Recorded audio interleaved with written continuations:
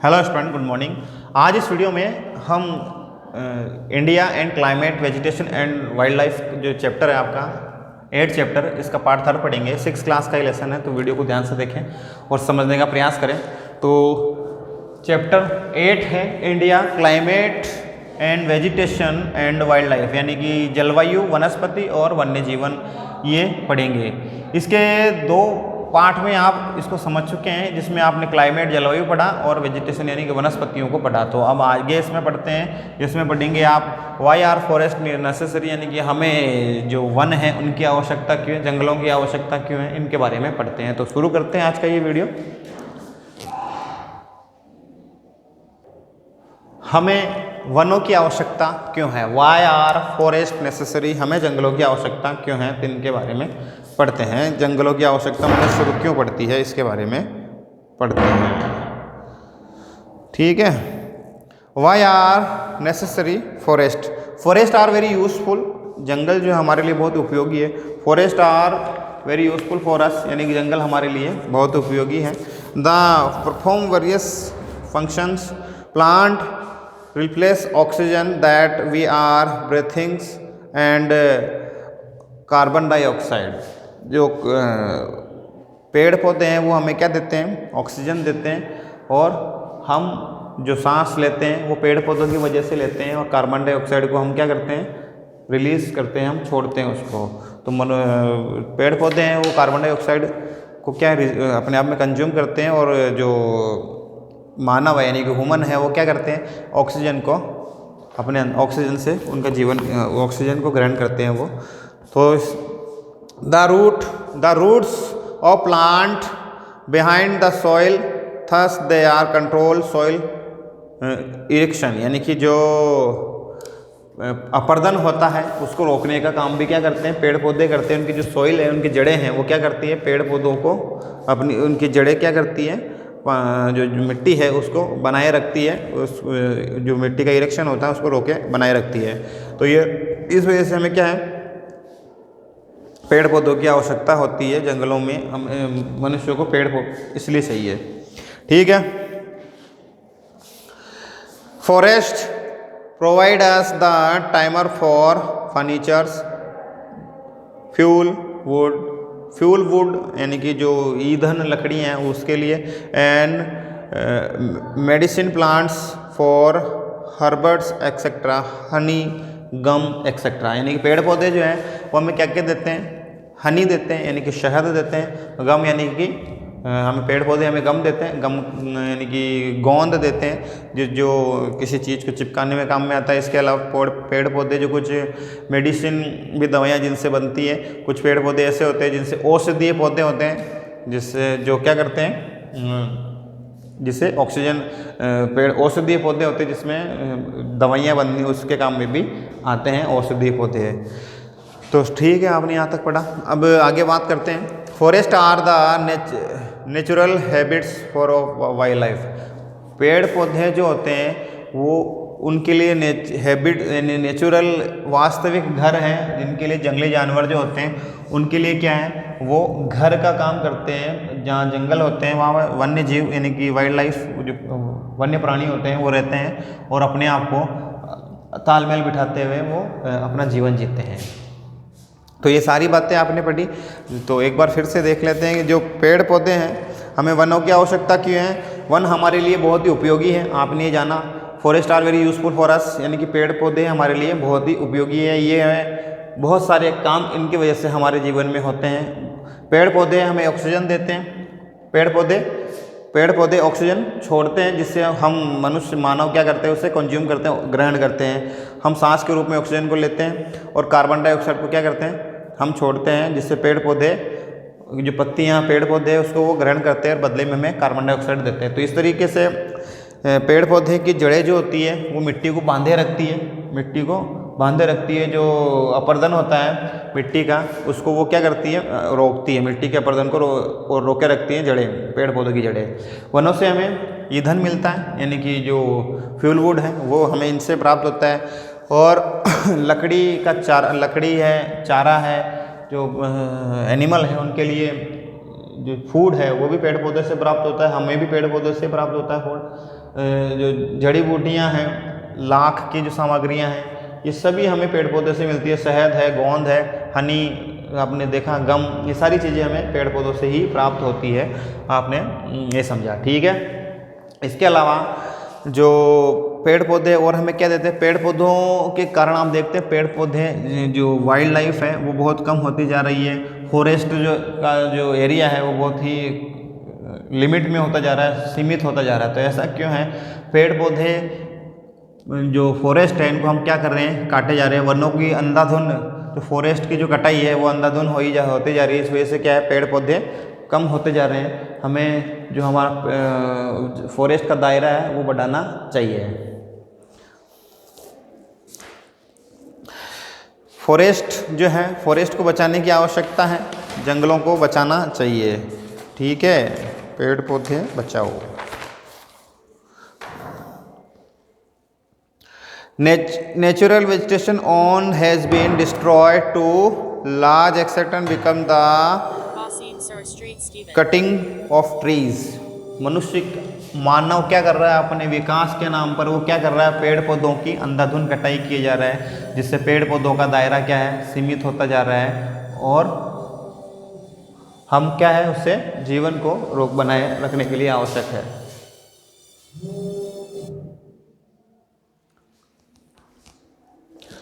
पेड़ पौधे इसलिए हमें क्या करते हैं, वो ऑक्सीजन देते हैं, हमें जीवन जीने के लिए लकड़ियाँ, ईंधन, ये सारी बातें हमें लिए वो उपलब्ध कराते हैं। पेड़ पौधों की जो कटाई है वो विकास के नाम पर की जा रही है, डेवलपमेंट के नाम पर पेड़ पौधों को, जंगलों को साफ किया जा रहा है, और वहाँ पर भवन, बिल्डिंगें ये बनाई जा रही है, जिससे क्या है, जो फॉरेस्ट है उसका एरिया कम होता जा रहा है। जंगली जीव क्या है, वो जंगलों से छोड़कर शहरी आवासों की ओर बढ़ते जा रहे हैं। तो इससे जो फॉरेस्ट है वो ख़त्म होते जा रहे हैं, जंगल ख़त्म होते जा रहे हैं। तो हमें चाहिए कि हमारी जो अर्थ है उसको हम क्या करें, हरा भरा बनाने रखने के लिए पेड़ पौधों को लगाना चाहिए, पेड़ पौधों को सेव करना चाहिए, पेड़ पौधों को सेव करना चाहिए। तो अब बात करते हैं वाइल्ड लाइफ की। वाइल्ड लाइफ क्या है,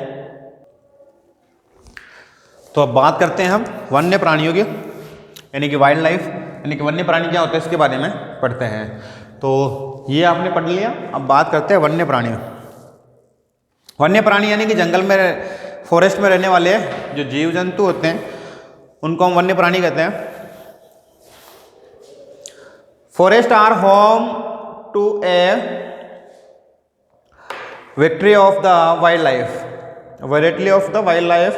there are thousand of special animal and large of animals.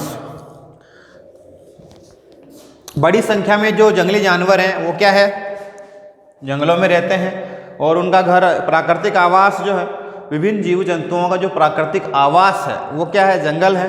जंगलों में जंतुओं की, जो जंगली जानवर होते हैं, वाइल्ड लाइफ, उनकी अनेक प्रजातियां हैं, पाई जाती है, किस्म अलग अलग प्रकार के, जिसमें से उभयचर है, स्तनधारी उभयचर, मैमल्स, यानी कि बहुत सारे जीव जो हैं उसमें मैमल्स है, रेप्टिल्स है, और बर्ड्स है, इंसेक्ट्स हैं यानी कि कीड़े हैं, वॉर्म्स यानी कि छोटे जीव जंतु, कृमि जिसको कहते हैं, वो सभी भी क्या है, पेड़ जंगल में पाए जाते हैं। बाघ जो है वो हमारा नेशनल एनिमल है, राष्ट्रीय पशु है। The tiger is the national animal of India. Bharat का राष्ट्रीय पशु जो है वो क्या है, एनिमल, राष्ट्रीय नेशनल एनिमल बाघ है, यानी कि टाइगर है। It is found in part of the country. Gir forest in Gujarat is the home of the Asiatic lion, यानी कि जो एशियाई शेर होते हैं उनका जो प्राकृतिक आवास है वो गिर अभ्यारण्य, गिर फॉरेस्ट है। एलिफेंट एंड वन होम वोन in the forest of Assam. Assam के जंगलों में एलिफेंट पाए जाते हैं। हाथी और एक सींग वाला गेंडा जो होता है वो असम के जंगलों में पाया जाता है। असम के जो फॉरेस्ट है वहाँ पर वो विचरण करते हैं, घूमते हैं। गिर अभ्यारण्य में एशियाई शेर पाया जाता है, और हाथी केरल और कर्नाटक में भी मिलते हैं, आपको पता होना चाहिए। कर्नाटका एंड केरला, यानी इन स्टेट में भी क्या है, एलिफेंट है। उड़ीसा में भी एलिफेंट पाए जाते हैं। एलिफेंट के लिए नेशनल जो हाउस है, इनके जो प्राकृतिक आवास है, जो जिसको आप नेचुरल हाउस, इनके जो प्राकृतिक घर होते हैं ये, वहाँ पर ये एनिमल्स पाए जाते हैं। ठीक है। इसके अलावा कच्छ के जो रेगिस्तान है, कच्छ के जो रन है, वहाँ पर भी कुछ जीव जंतु पाए जाते हैं। कच्छ में एक गधा है। ये गधा कोई साधारण गधा नहीं होता है जैसे आप सड़कों पे देखते हैं, ये स्पेशल टाइप का गधा होता है। ये 70 किलोमीटर प्रति घंटे की स्पीड से 700 पर सेकंड की स्पीड से ये क्या कर सकता है, रन कर सकता है। इतना पावरफुल गधा होता है। ये गधा कोई साधारण गधा नहीं है जो सड़कों पर घूमते हो देखते हो ना, वो वाला गधा नहीं है। ये बहुत ही स्पेशल टाइप का गधा है और बहुत ही एक्टिव है। ये अपने वाला गधा चुस्त गधा है, वो किसी काम का नहीं है, वो सुस्त पड़ा रहता है। अपना वाला गधा उसको कोई काम करवाते हैं तो वो करता है। वहाँ वाला गुजरात वाला गधा बहुत ही पावरफुल गधा है, एक्टिव गधा, एक्टिव डंकी। ठीक है। इंडिया का नेशनल एनिमल आप जान के क्या है, नेशनल जो बर्ड है, राष्ट्रीय पक्षी भारत का क्या है, राष्ट्रीय पक्षी मोर है। नेशनल बर्ड यानी कि इंडिया का नेशनल बर्ड क्या है, पक्षी यानी कि मोर यानी कि पिकॉक है। ठीक है। इसके अलावा जो जंगल में तोता, मैना, बुलबुल, बतख, बटेर, ये सारे भी जीव जंतु भी पाए जाते हैं। Elephant will be also some found in the Great Indian Desert and the run of Kutch. Wild goat, shown leopard, bears and etc.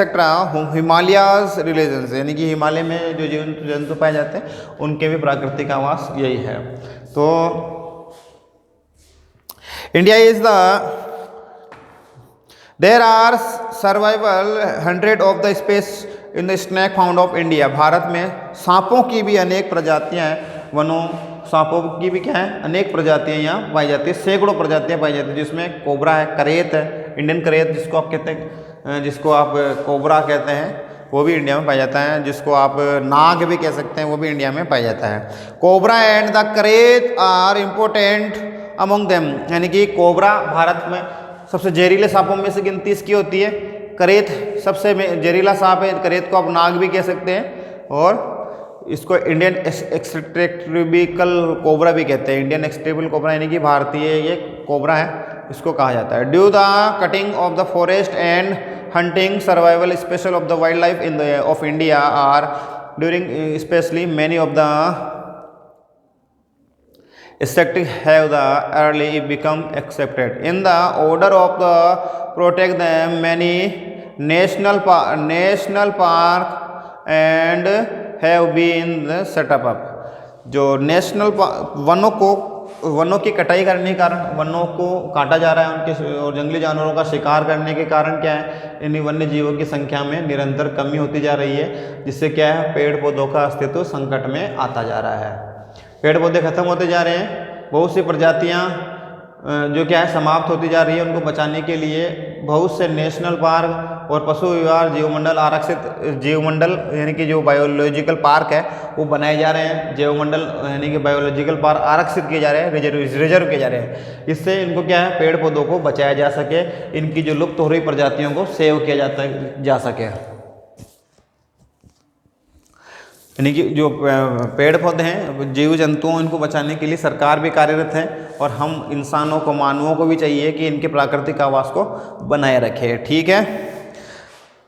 आप वन्य जीवों के संरक्षण में अपना हाथ कैसे बटा सकते हैं? पेड़ पौधों को बचाने के लिए आप जानवरों के शरीर के विभिन्न अंगों जैसे हड्डी, सींग और पंखों से बने पदार्थ जो खरीदते हैं उनको रोक सकते हैं, इनकार कर सकते हैं। इससे क्या कर सकते हैं आप, पेड़ पौधों को जो जंगली जीव है उनको मरने से रोक सकते हैं। प्रत्येक यानी कि एवरी ईयर हम क्या करते हैं, अक्टूबर में पहले सप्ताह में वन्य जीव के सप्ताह के रूप में मनाते हैं। इसमें वन्य जीवों को बचाने का हम क्या करते हैं, वाइल्ड लाइफ जो है उनको सेव करने का हम संकल्प लेते हैं। तो ये सारी बातें आपने जानी। ये जो चैप्टर है आपका इसमें पूरा हो चुका है, कंप्लीट हो चुका है। तो आपको ये क्वेश्चन आंसर आपकी कॉपी में करने हैं। एक बार फिर से देख लेते हैं कि आपने इस चैप्टर में क्या क्या पढ़ा। आपने शुरू में इस चैप्टर में जो फर्स्ट आपने शुरू किया था, इसमें क्लाइमेट आपने पढ़ा था। क्लाइमेट जो है वो इंडिया में 3 प्रकार से, यानी कि कोल्ड वेदर जिसको आप विंटर सीजन भी कहते हैं, विंटर सीजन यानी कि शीत ऋतु जिसको कहते हैं विंटर सीजन। विंटर सीजन का टाइम आपने जाना था। विंटर सीजन का टाइम कब से कब तक होता है आपने उस वीडियो में जाना था। विंटर सीजन का जो टाइम है इसको आप कोल्ड सीजन भी कहते हैं, जो दिसंबर टू फरवरी में ये होता है। दिसंबर से फरवरी क्या है आपका विंटर सीजन है। दिसंबर से फरवरी विंटर सीजन। इसी तरह रेनी सीजन जो है हॉट सीजन, हॉट वेदर या समर सीजन भी कह सकते हैं आपको, समर सीजन है। इसका जो टाइम है वो समर सीजन आप मान सकते हैं। कब से कब तक होता है समर सीजन जो है आपका मार्च टू मई क्या है समर सीजन माना जाता है। तो ये सारे आपने इसमें जाना समर सीजन। तो समर सीजन इसका टाइम मार्च टू मई माना जाता है। मार्च टू मई क्या है जो समर सीजन है, मार्च टू मई यानी समर सीजन। इसी तरह जो रेनी सीजन है वो मई यानी कि मई से लेकर जून तक, जुलाई तक आपका क्या माना जाता है मई सीजन माना जाता है। तो ये सारी बातें आपने जानी। इसके बाद आपने पढ़ा था इस वीडियो में पिछले 2 वीडियोज है जिसमें आपने ये पढ़ा था, आपने ये जाना तो किस तरीके से जो साउथ वेस्ट जो एरिया है वहाँ पर रेनी सीजन आता है। भारत में जो वर्षा है, इंडिया में जो रेन है वो कैसे होती है, रेनी सीजन किस प्रकार से एक्टिव होता है, वो सारे आपने जाना था।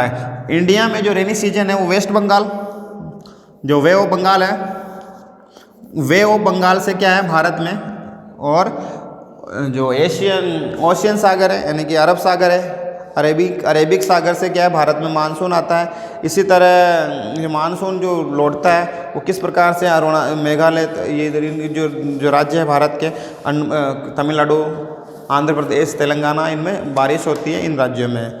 ठीक है। इसी तरह फिर आपने वनों के प्रकार समझे थे यानी टाइप ऑफ द फॉरेस्ट पढ़े थे। फिर इस लास्ट में आपने अभी ये जो आप पढ़ रहे थे ये सारी बातें आपने पढ़ी थी। तो ये चैप्टर जो है आपका कंप्लीट है। अब आप अगले वाले जो वीडियोस हैं उनमें आप आपकी जो अगली बुक है जो पॉलिटिकल एंड सोशल लाइफ वो पढ़ेंगे, उसमें 6 लेसन पढ़ेंगे। तो आज के लिए इतना ही आपके लिए। मिलते हैं फिर से नए वीडियो में। Thanks for watching. धन्यवाद।